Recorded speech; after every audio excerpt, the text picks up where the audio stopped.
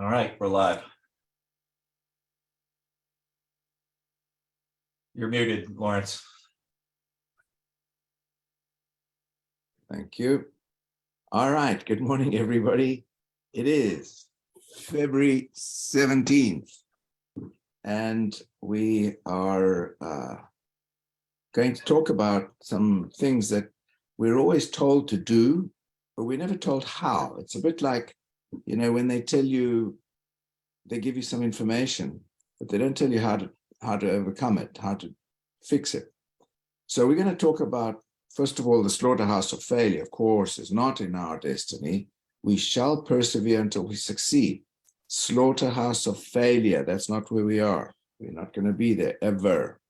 So we're going to talk about 7 points today. We're going to go into those, and we've got a nice little something for you as well. So the first one is never let anyone hear you complain. I'm going to explain that. The second point we're going to talk about is act with irrational self-belief. Does not matter what others think that you can't do it, because you know you can. Admit when you're wrong. No one knows everything. Own up to your mistakes. It's the fastest way to learn. We'll talk about that. Honor your commitments. Hold yourself accountable. Honor your commitments. Your reputation is the only thing you have. Be a person of your word. Be true to yourself. The fifth one is take yourself seriously. You will never be able to demonstrate your value without intent. Your desires mean everything to you. Stop at nothing to attain them. Sorry, it sounded a bit strange. Your desires mean everything to you. Stop at nothing to attain them. And the sixth one is control your emotions. Your emotions cloud your judgment. People will look to you for guidance and leadership. Don't react, be decisive. Those are the 6 points. The seventh one is influence. Most people drift through life without real purpose, direction, or intent. Learn their needs, lead them. Those are the 7 points. So we're going to have a little entree with something now, which is really relevant to all of this. Yeah, we're going to start with a little quick video.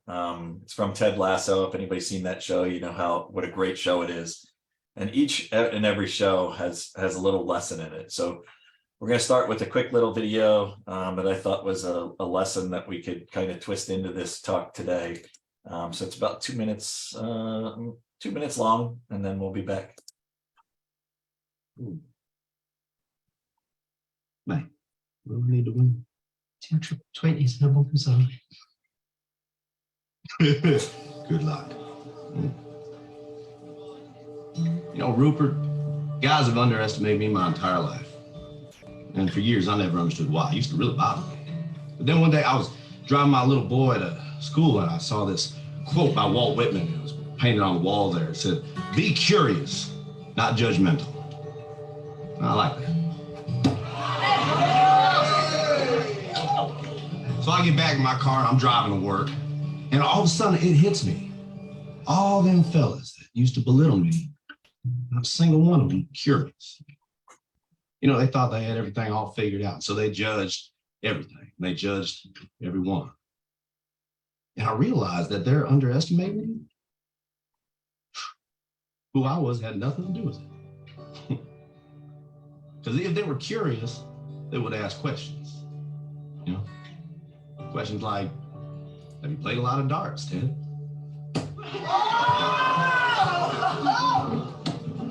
Which I would have answered, yes, sir. Every Sunday afternoon at a sports bar with my father from age 10 until I was 16 when he passed away.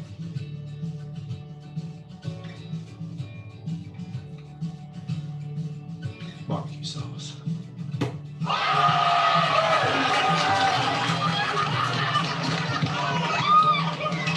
Good game, Ruby. Come on, Mr. You are very lucky consolation prize. Rebecca, Ted, enjoy your evening. Mate, as always. Shit, that felt good. That was fun, yeah.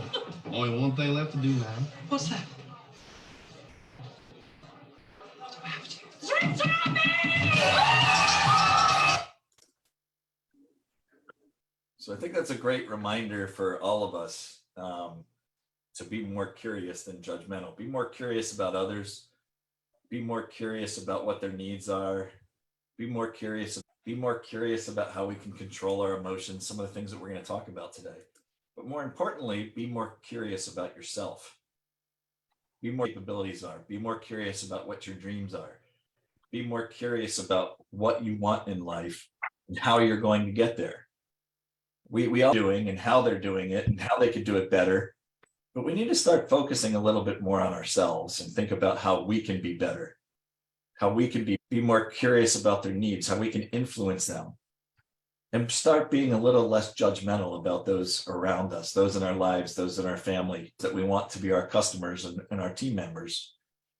So I thought that was just a really good reminder for all of us to take what their dreams are and how can we influence them to help them through our talents get to where they want to be. More importantly, how do we help ourselves get there as well? Yeah. When we start being curious about ourselves, we've got to introspect on ourselves too. We think we know ourselves, but we don't. We don't. When things happen, how do we react to the person we're listening to? Does it cause us empathy? Does it cause us anger? What's the difference? So do we really know ourselves? That's the first thing we've got to find out always. Introspect. When we do something, when we talk to someone, when we think about it. How did things go? Did I say the right things? Did I hurt anybody? Did I help positively with the conversation? What could I have done better? You know, we've got to have that empathetic attitude, no matter who we're with. But start with yourself too, because we're not perfect. Of course, I'm perfect in my imperfection. But we've got to understand who we talk to and try and have that empathy. It's like when you listen to somebody, don't just listen, understand. It's like when you look at something, don't look at it, look into it. There's always something at the surface, and there's something further down. Let's understand what's further down. You know, let's understand why the person is saying what he or she is saying. And it'll help us understand that. So the first one was never let anyone hear you complain. Think about how we feel when we hear a person whining and whinging about something. We tend to discard that person as a solid colleague. We lose respect for the complainers. Life is about figuring it out, but not everybody is going to be able to figure it out the same speed or the same way or in the same efficiency or non-efficiency that we do. So, of course, we want to help when we can, when there's a legitimate cause to do so, when somebody's complaining about something. But there are people that are what I call the woe is me society. Oh my gosh, we got a problem here, we got a problem there. Well, you know, how can you fix it? Well, I don't know. I don't like this. How can you fix that? Well, I don't know. What do you want? Well, I don't like this. Stop whinging. Get rid of them.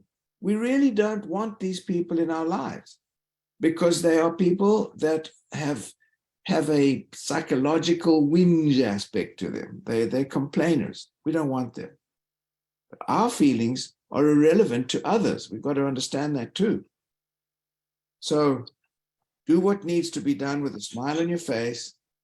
Just get on with it. Learn from your mistakes. Get up again and go again.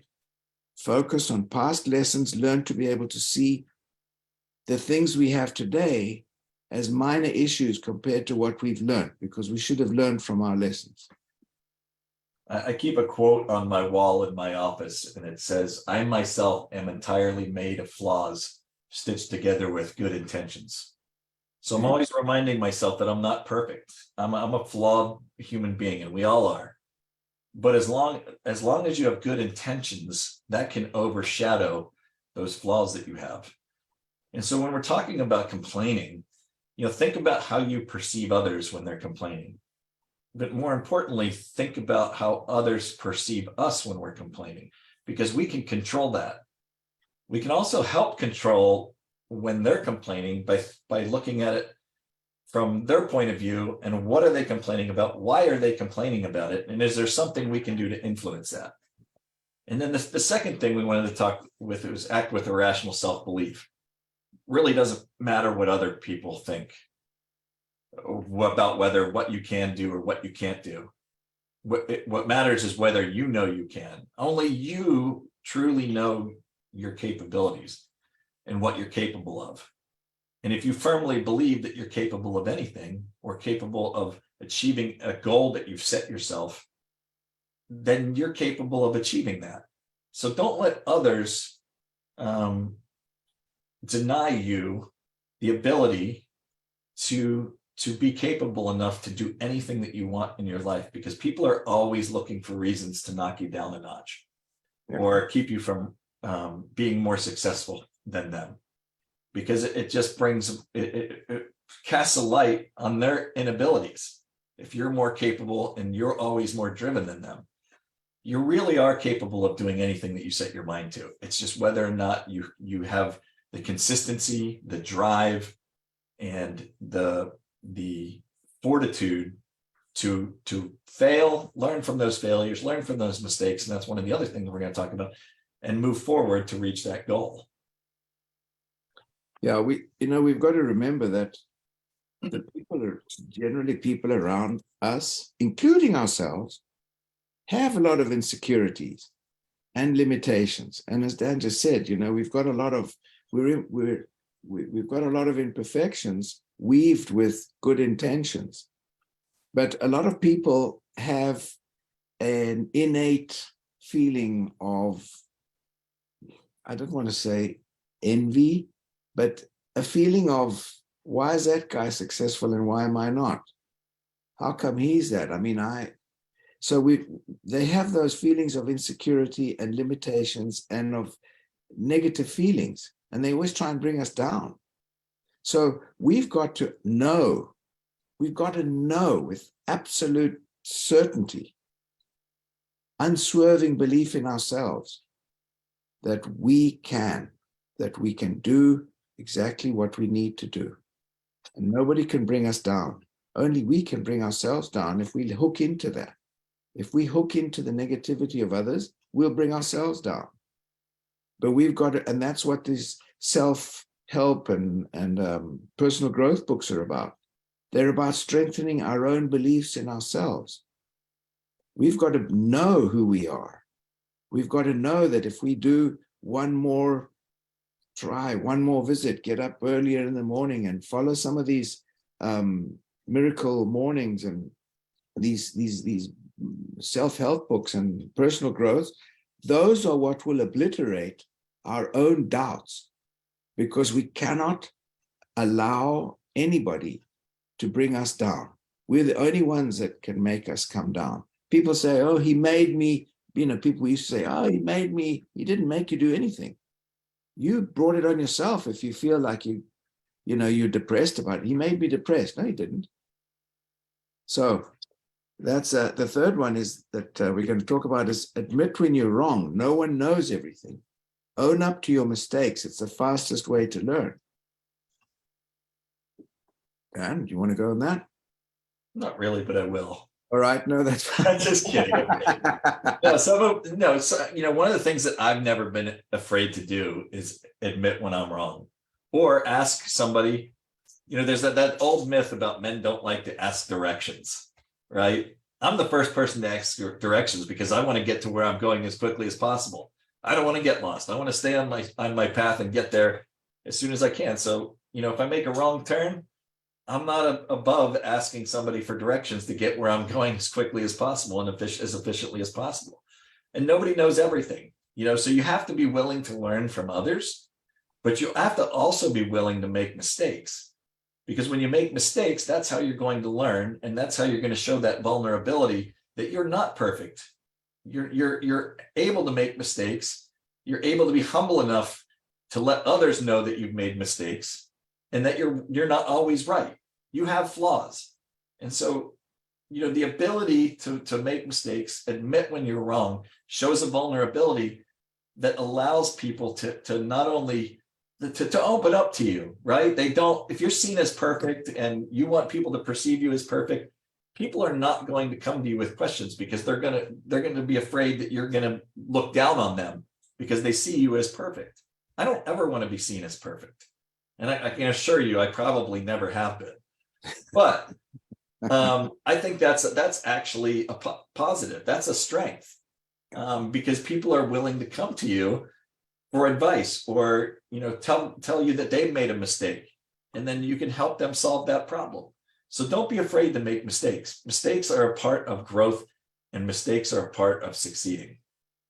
And on that score of growth and making mistakes, I think, and of being perfect, I think one of the things that's essential is for us to show our humanness, to show our vulnerability, to be able to not be afraid to say, I'm sorry, I really screwed up there. Wow, I should have done better. I should have, and to accept our own shortcomings and failures, to be honest about it. That's what integrity is all about. Integrity is being, they say, dance like no one is watching. If you're in the bathroom, sing like no one, like no one's listening. No one is listening, but I mean, be confident in what you're doing and don't, and be vulnerable. So for example, I did this stupid thing on Instagram, or I think it was on Instagram. I was in my swimsuit and I was with the vacuum cleaner, and I thought, make fun of it. It's a chore we have to do. So I got a glass of wine, and I was in the kitchen with the vacuum cleaner and a glass of wine. I was trying to make fun of it. I was trying to say, geez, I'm just as much of a twit as anybody else, because this is the humanness of where we are. And it's our vulnerability. Who would say, no, you can't do that? Why? Because I'm old? I'm not old. Who said I'm old? I don't care. So it's about being vulnerable. It's about being, and that helps with our compassion too. And just a quick thing, when I was in South America, and I used to, I went, I didn't speak a word of Spanish. And I used to try and speak Spanish, and then I eventually got quite good. But I knew the words, but I would purposely fumble because I would watch the people try and help me get through it. So that was where I actually learned to do that as an art form, where I would start talking in Spanish, and I would purposely fumble and not pretend not to be sure of something. And that's when the people would engage with me and help me. And it was an art form that I actually learned to do. And it worked very well. And today, when I speak Spanish, people have no clue that if I want to speak like a Venezuelan or an Argentinian or a Mexican, they don't know that I'm not, because I've mastered that art form. Anyway, the next one is honor your commitments. Hold yourself accountable. Your reputation is the only thing you have. Be a person of your word. Be true to yourself. Walk your talk. My dad used to tell me when I was a kid, he used to say, listen, you can have money and lose it. You can have power and lose it. You can have friends and lose them. But there's only one thing you will have all your life, and that's your name. Don't screw it up. That's the only thing you have. So honor your name. It's something that will bring you respect or disrespect. So absolutely honor your name. Never fail it. Walk your talk. Have integrity. The integrity will bring you credibility. Credibility is everything. Everything is credibility. If you have no credibility, you're screwed. You're screwed. So always be true to yourself. Walk your talk. Honor your commitments. Hold yourself accountable. Yeah. That's very important, because that's where you gain respect from others. But more importantly, hold others accountable, because without their accountability, you can fail without their accountability, especially when you're on a team. You know, if they say they're going to do something, hold them to that. Remind them that they said that they're going to do something for you to help you. But you need to return that as well. So you need to hold yourself accountable back to your team members and make sure that there's that synergistic effect of accountability to each other. Right. And that's where you gain a reputation as somebody that people can trust and rely on.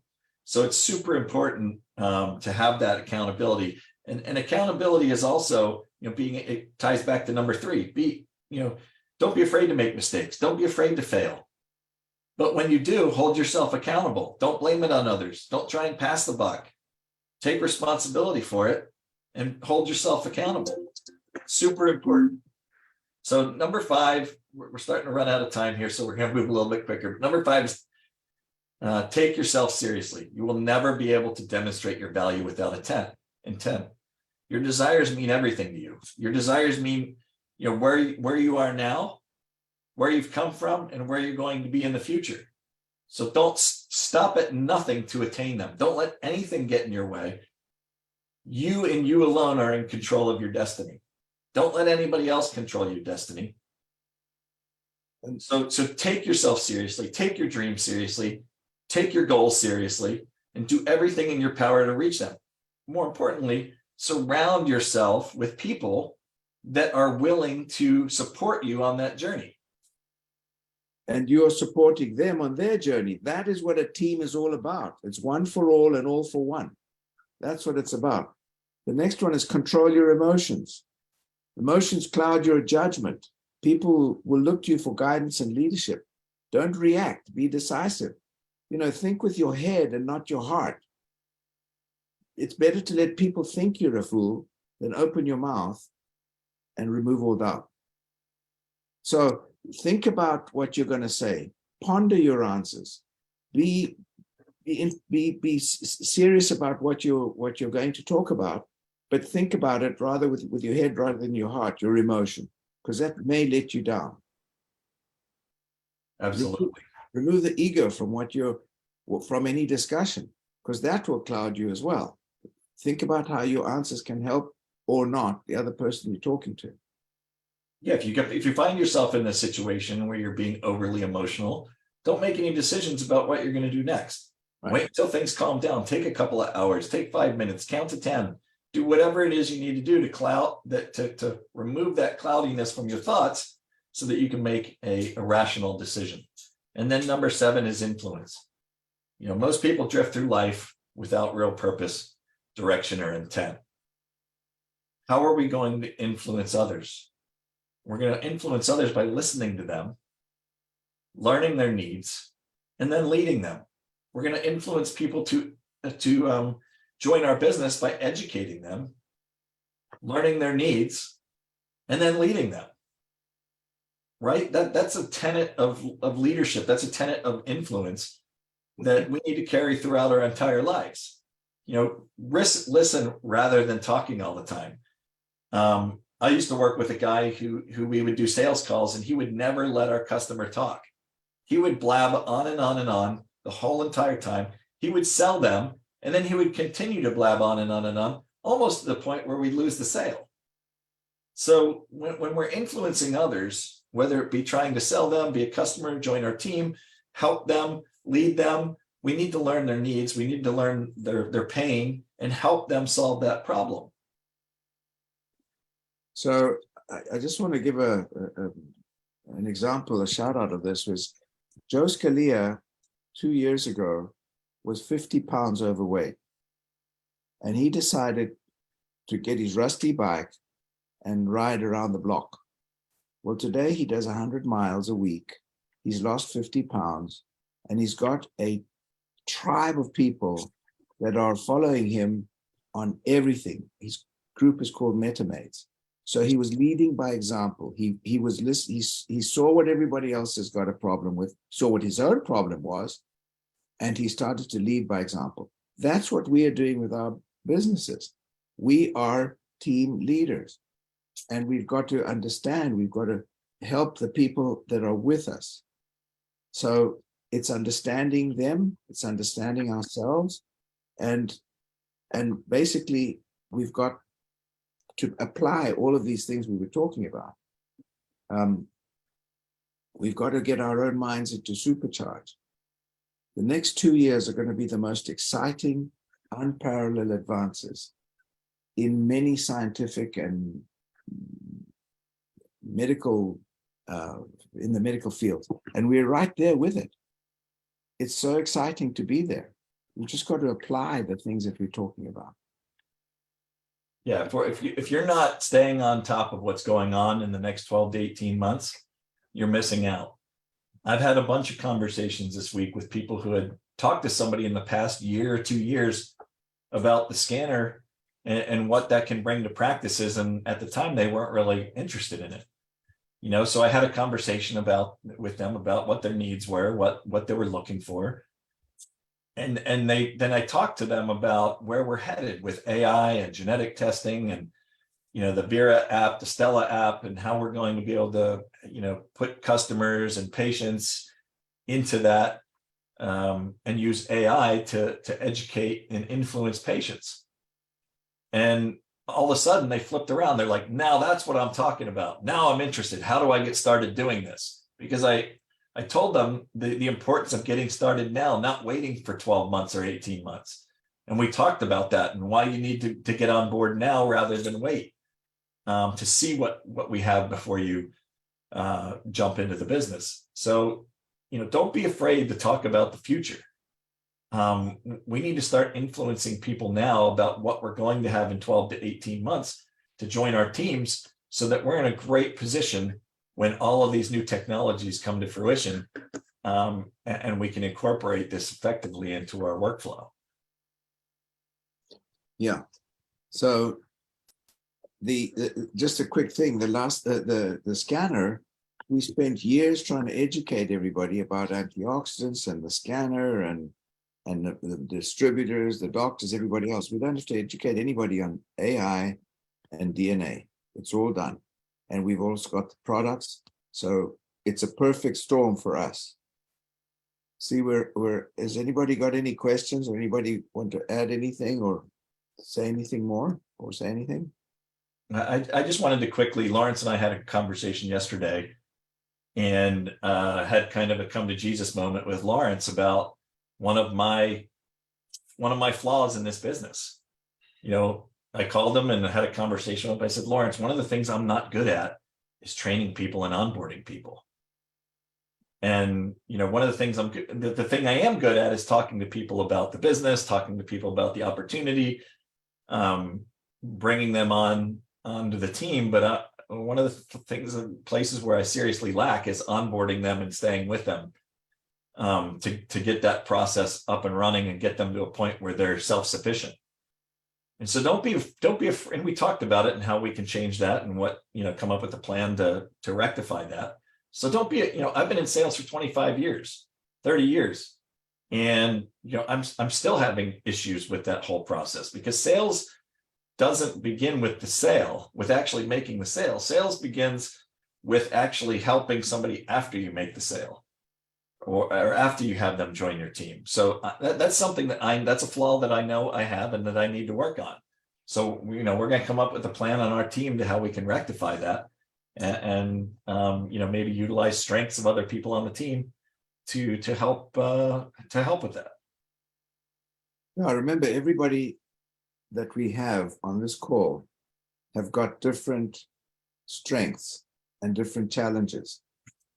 And if we look in our own teams, we individually have some strengths and we've got some shortcomings. And if we understand that, and we're honest enough to admit that, like we were talking with Dan yesterday, we had a good conversation about that, recognizing who we are and our own shortcomings. And we can use and how we can help the others who are lacking in that. So that's what a team's all about. A team is about the strength of the individual. Oh, we're on time. Anybody else got anything? Hey, Dan, did you say you need a lot of drive or you need to drive a lot? If I wanted to be like you, I'd drive a lot.